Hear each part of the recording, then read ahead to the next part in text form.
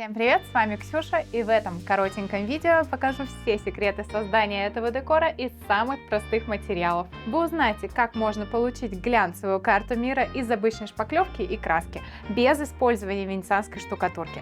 А еще одна хорошая новость: я запускаю программу Код Мастера. Это лично мною созданная система из 5 шагов, которая передает не только техники нанесения, но и логику работы, чтобы вы смогли повторить результат в любых условиях. С курсом вы либо сэкономите на ремонте, создав авторский декор у себя дома, либо получите навык для новой востребованной профессии. Если YouTube показывает пошаговую инструкцию, то курс дает алгоритм работы и защищает от ошибок. Выбор материалов, подготовка поверхности, инструмент и управление цветом. Обучение онлайн, понятные уроки, практические задания и закрытое сообщество. Подробности и специальный бонус для первых участников, ссылка в описании. А теперь вернемся к созданию декора. Первым делом необходимо расклеить малярную ленту в те места, где в дальнейшем будет вклеиваться декоративный молдинг. Это я сделала за кадром. Далее наносим кварцевый грунт. Делать я это буду при помощи валика с коротким ворсом. Вместо кварцевого грунта можете использовать бетоноконтакт, только чтобы он был в содержании мелкого песка. Для получения хорошего глянца на вершинах фактуры важен каждый подготовительный шаг, поэтому кварц-грунт наносим короткими разнонаправленными движениями. Песчинки должны распределиться равномерно по всей поверхности. Закончили с нанесением кварцевого грунта и оставляем его высыхать в течение 12 часов. Теперь приступаем к созданию шубки. Делать я это буду при помощи готовой полимерной шпаклевки. Продается она в банках, разводить ничего не нужно. В общем, намного удобнее в работе, чем обычная сухая. Шпаклевку раскатываю аккуратно, чтобы она не разлеталась в разные стороны. Создаем равномерную мелкую фактуру по всей поверхности.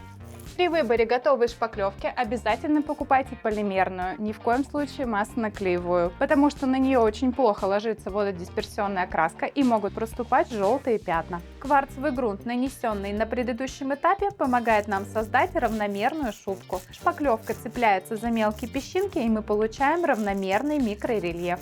Сделали шубку, даем шпаклевке полностью высохнуть, после этого приступаем к созданию фактуры карты мира. Тут главное правильно набрать материал на кельму.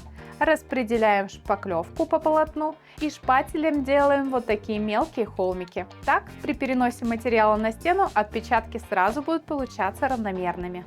Сильно давить на кельму не нужно. Главное ее немного вращать и прижимать под разными углами. Все очень просто. Так как поверхность у нас разделена на секции, то удобнее всего делать стыковку в местах малярного скотча. Заполняем первый участок и можно переходить к первичному приглаживанию. Тут самое важное — двигаться кельмой в разные стороны, чтобы островки получались хаотичными. Если приглаживать шпаклевку в одну сторону, то движение инструмента задаст фактуре определенное направление. Пригладила в первый раз поверхность, далее беру распылитель с водой, смачиваю фактуру и еще раз приглаживаю. Во время этого процесса протирайте кельму влажной тряпочкой. Это поможет убрать все мелкие царапины с вершин островков. Таким образом заполнила всю поверхность и можно снимать малярный скотч. Готово. Теперь оставляем шпаклевку до полного высыхания. Хоть мы ее и пригладили, на вершинах фактуры могут оставаться мелкие дефекты, поэтому включаем боковой свет и убираем дефекты 320 абразивом.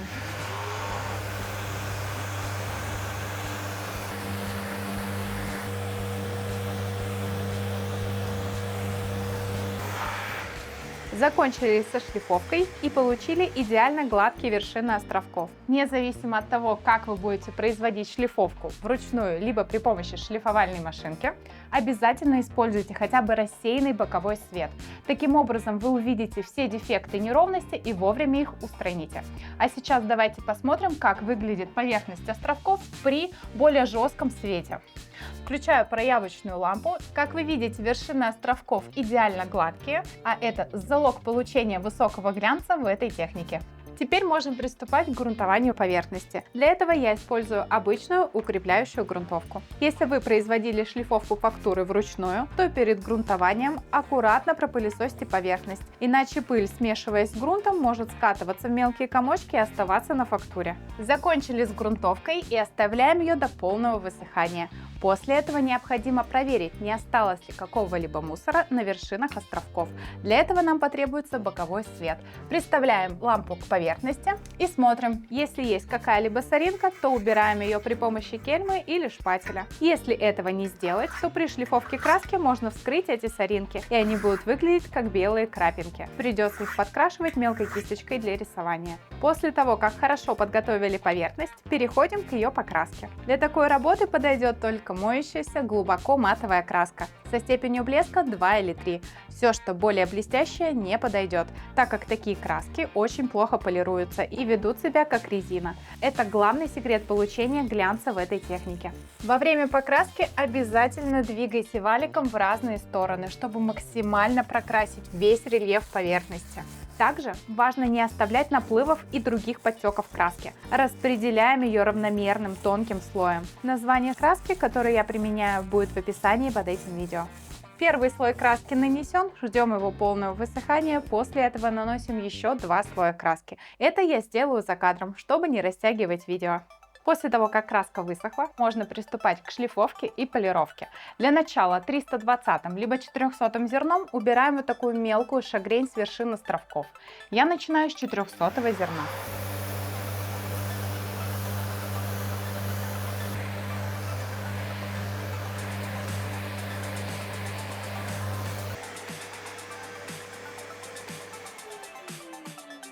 При помощи 400 абразива я сняла излишнюю шагрень, и теперь хорошо видна разница между обработанной и необработанной поверхностью. И если посмотреть сбоку, виден уже небольшой глянец. Далее переходим к 500 абразиву на мягкой основе, используя полировальную машину.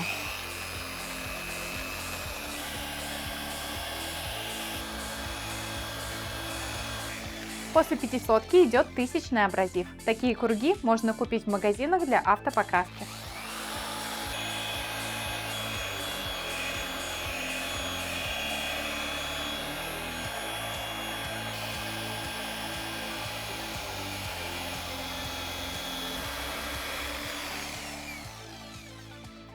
Закончила с 1000 абразивом, на нем и остановлюсь. Если есть желание сделать более глянцевую поверхность, то можно использовать 2000 и 4000 абразив. А так видно, насколько большая разница между полированной поверхностью и неполированной. И заметьте, никакого лака и воска я не использовала. Чтобы не растягивать видео, с оставшимися участками я проделала все те же самые этапы. И теперь настало время вклеить декоративные молдинги. С зеленым цветом хорошо сочетается золото, поэтому я купила вот такой вариант на самоклеящейся основе. Снимаю защитную пленку и аккуратно вклеиваю в подготовленные места. Готово. Посмотрите, какой выразительный декор получился. Вся магия в сочетании самых простых материалов и работе со светом. Мы просто использовали то, что обычно портит матовые стены. Если стереть грязь с глубоко матовой краски, то на этом месте появится глянец. Этот минус мы превратили в эффект и получили такой плотный глубокий блеск. Чтобы разрабатывать такие нестандартные техники или создавать свои, важно понимать логику материалов и инструментов. Именно этому я обучаю в системе Codemastera, чтобы вы могли работать уверенно с любыми материалами, грамотно управлять цветом и создавать не шаблоны, а авторский декор. Ссылка на курс и дополнительный бонус в описании под видео. Ну а на сегодня у меня все. Всем удачи, здоровья, пока!